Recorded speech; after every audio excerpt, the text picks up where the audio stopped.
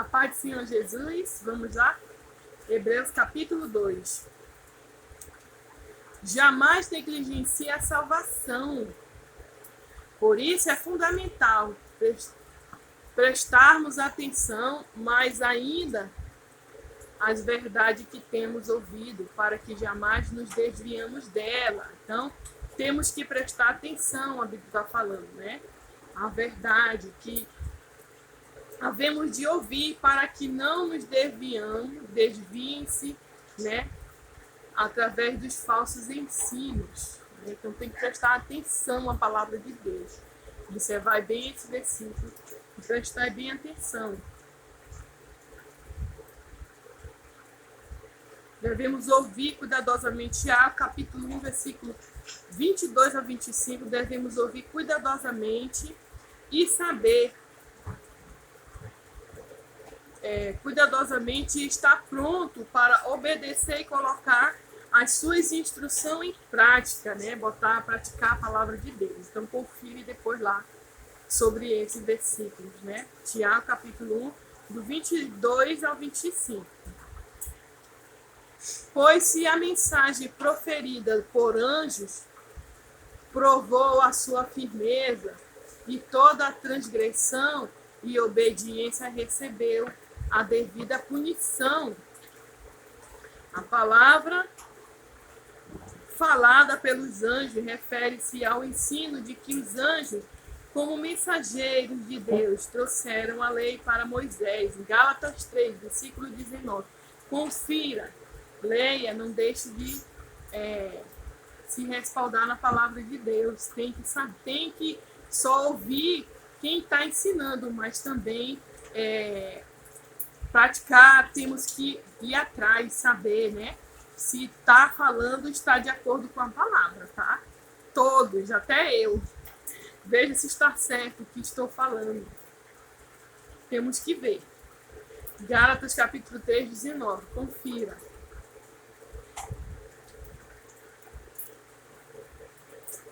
O tema central de Hebreus aqui é que Cristo é infinitamente maior do que todos os outros caminhos propostos para chegar a Deus. Cristo é maior.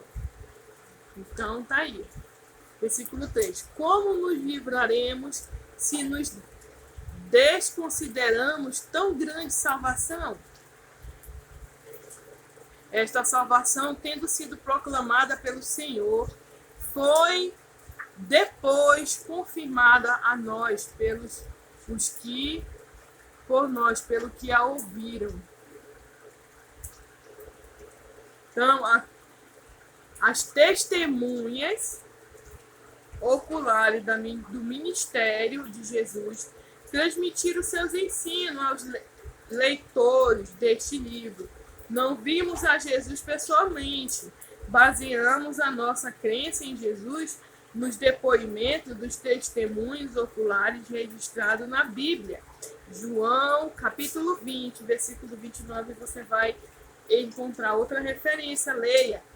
Encorajamento de Jesus àqueles que creem sem jamais tê-lo visto. Creem em Jesus sem jamais tê-lo visto. Versículo 4. E juntamente com eles, por intermédio de sinais, Deus testemunhou feitos portentosos, diversos milagres e dons do Espírito Santo, distribuindo conforme a sua vontade. Aqueles que ouviram Jesus falar e então transmitiram sua palavra a outros e também tiveram a verdade de suas palavras confirmada por sinais e milagres e várias maravilhas e dons do Espírito Santo. Em Atos, os milagres e os dons do Espírito Santo autenticavam as boas novas onde quer que fossem pregadas. Atos, capítulo 9, versículo 31 ao 42 e Atos 14, versículo 1 ao 20. É uma lição, leia. Uma lição de casa, leia depois. Porquanto não foi aos anjos que Deus sujeitou o mundo vindouro, a respeito do qual estamos falando. Cristo é feita a nossa semelhança.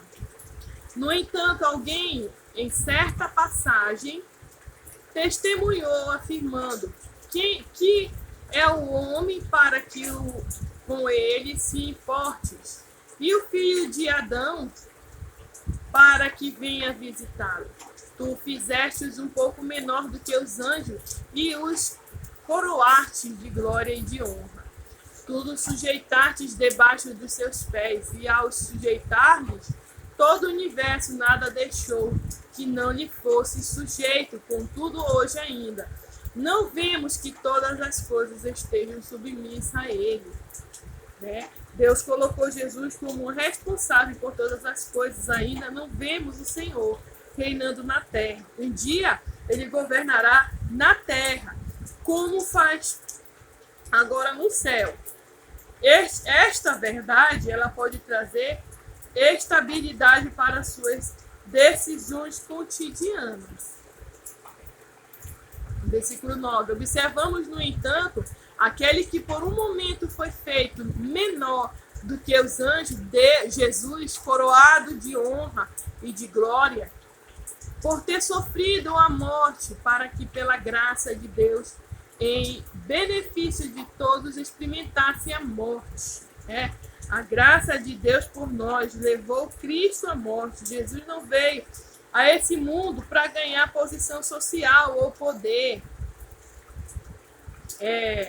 político, né? Mas para sofrer e morrer, porque para nós, né? Por nós, que nós pudéssemos ter vida eterna com Ele. Ao conduzir muitos filhos à glória, convinha que Deus, por causa de quem o por intermédio de quem tudo veio a existir, torna-se perfeito por meio do sofrimento, o autor da salvação deles. Jesus, como Deus, em forma humana, demonstrou que ele foi um sacrifício completo por nós. Tá vendo? Assim, tanto o que santifica, porquanto os que não são santificados advertem de um só, e por essa razão Jesus não se envergonha de chamá-los irmãos. Ele declara: vou anunciar teu nome aos meus irmãos, cantar-te-ei louvores no meio da congregação. Mais, porei nele a minha confiança. E outra vez ele confirma: aqui estou eu com os filhos que Deus me concedeu. Que lindo! Nós que fomos separados para o serviço de Deus, purificados e santificados por Jesus, temos agora o mesmo Pai, porque Ele nos fez seus irmãos e irmãs.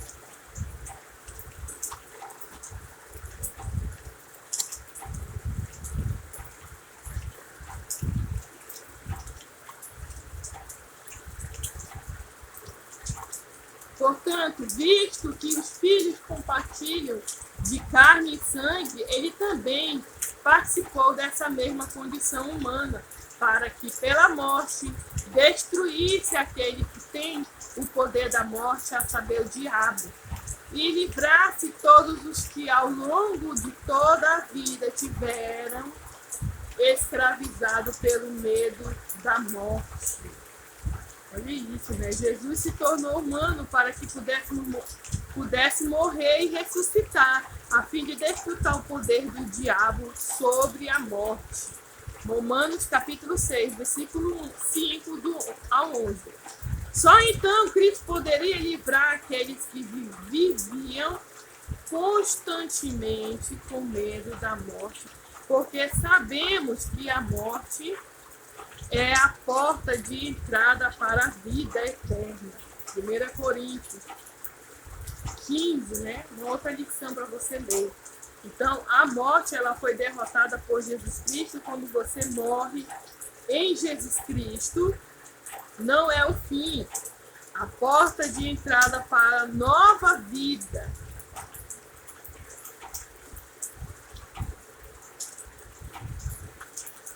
Pois é evidente que ele não auxilia os anjos, mas sim a descendência de Abraão. Por esse motivo, era vital que ele se tornasse semelhante a seus irmãos em todos os aspectos, a fim de que pudesse constituir-se sumo sacerdote misericordioso e leal em relação a Deus e pudesse realizar propiciação pelos pecados do povo. Né? O sumo sacerdote era o mediador entre Deus e o seu povo. Seu trabalho era oferecer regularmente sacrifício de animais de acordo com a lei, interceder por perdão pelo pecado do povo. Jesus Cristo agora é o sumo sacerdote. Ele veio à terra como ser humano. Ele entende nossas fraquezas e demonstra misericórdia por nós. Ele pagou uma vez por todas.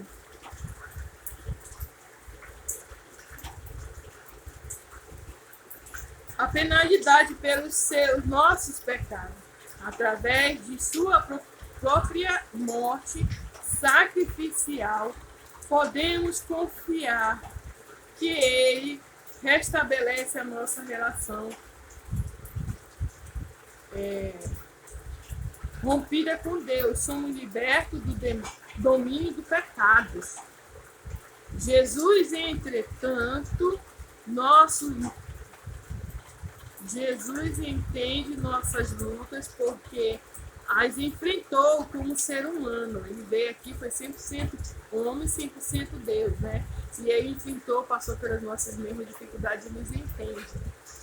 Podemos confiar em Cristo para nos ajudar a sobreviver ao sofrimento e a vencer a tentação.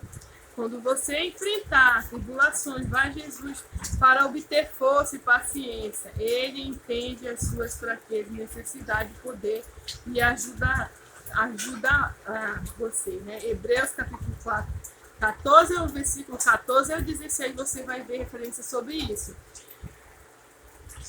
Considerando, portanto, tudo o que ele mesmo sofreu, quando tentado, ele é capaz de socorrer todos aqueles que semelhantemente estão sendo atacados pela tentação. Então, corra para os pés de Cristo se você está passando por isso. Amém? A paz de Jesus e até a próxima leitura.